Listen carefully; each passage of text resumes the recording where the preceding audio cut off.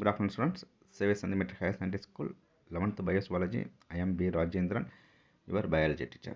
Today we are going to discuss about respiratory volumes and capacities. சுவாச நுரையீரல் கொள்ளளவுகள் மற்றும் கொள்திறன்கள். Capacities means கொள்திறன்கள். The volume of air present in various phases of respiration is denoted as respiratory volume.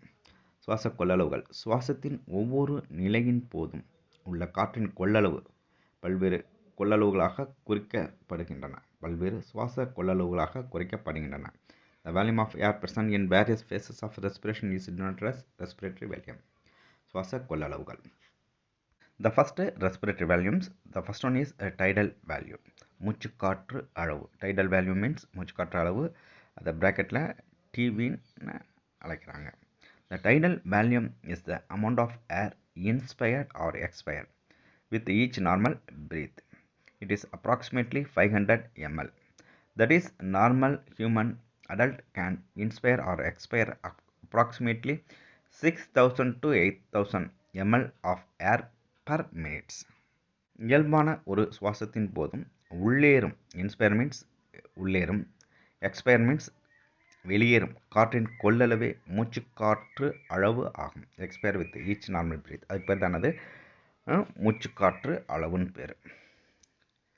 மூச்சுக்காற்று அளவானது சுமார் 500 milli litre ஆகும். It's approximately 500 ml ஆகும். That is, ஒரு சாதாரண மனிதனால் ஒவ்வொரு நிமிடமும் சுமார் 6000 முதல் 8000 மில்லி லிட்டர் அளவுள்ள காற்றை உள்ளிழுக்கவோ அல்லது வெளியேற்றவோ முடியும். அதான் பார்த்துக்கோங்க. That is, normal human adult can inspire or expire approximately 6,000 to 8,000 ml air per minute. During vigorous exercise, the tidal volume is about 4 to 10 times higher. கடினமான உடற்பயிற்சியின் பொழுது மூச்சு காற்றளவானது சுமார் 4 இருந்து 10 மடங்கு அதிகரிக்க வாய்ப்புள்ளது. In respiratory volumes, the second one is inspiratory reserve volume, IRV. Inspiratory means உட்சுவாசம், reserve means சேமிப்பு, வேல்யூம்னா கொள்ளளவு, உட்சுவாச சேமிப்பு கொள்ளளவு, IRV. Additional volume of air a person can inspire by forceful inspiration is called inspiratory reserve volume.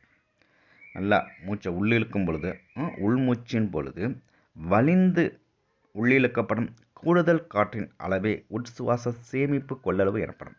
Normal சுவாசம் இல்லாமல் இன்னும் அதிகமாக உள்ள மூச்சை தம் கட்டி இழுக்கும்போது வரக்கூடிய அந்த காற்றின் கொள்ளளவுக்கு பேர் தான் அது உட்சுவாச சேமிப்பு கொள்ளளவு எனப்படுகின்றது.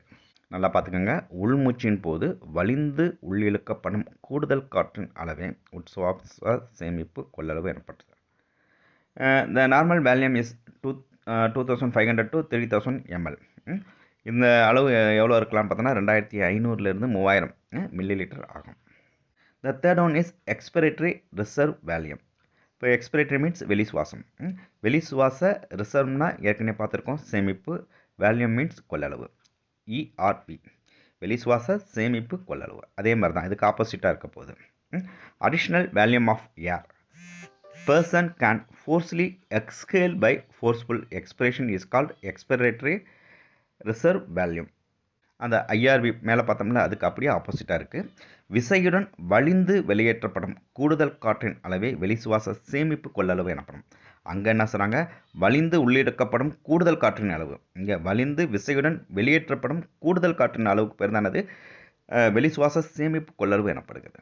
சாதாரண the expiratory reserve volume, the normal value is 1000 to 1100 ml. இது வந்து எவ்வளோ இருக்கலாம் பார்த்தா 1000லேருந்து 1100 மில்லி லிட்டர் ஆகுன்றாங்க. இந்த ரெஸ்பிரேட்டரி வேல்யூம்ஸில் இருக்கக்கூடிய லாஸ்ட் ஒன் வந்து ரெசிடுவல் வேல்யூம், ஆர்பின்பாங்க.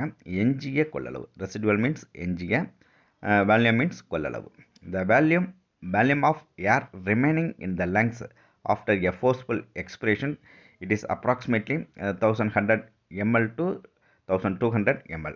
பார்த்தீங்கன்னா, விசையுடன் வெளியேற்றப்பட்ட வெளிமூச்சிற்கு பிறகு நுரையீரல்களில் தங்கிவிடும் காற்றின் அளவே எஞ்சிய கொள்ளளவு எனப்படும். அதன் அளவு சுமார் வந்து 1100லேருந்து 1200 ml வரைக்கும் இருக்குது. கொஞ்சம் இது என்னன்னு பார்த்துக்குங்க.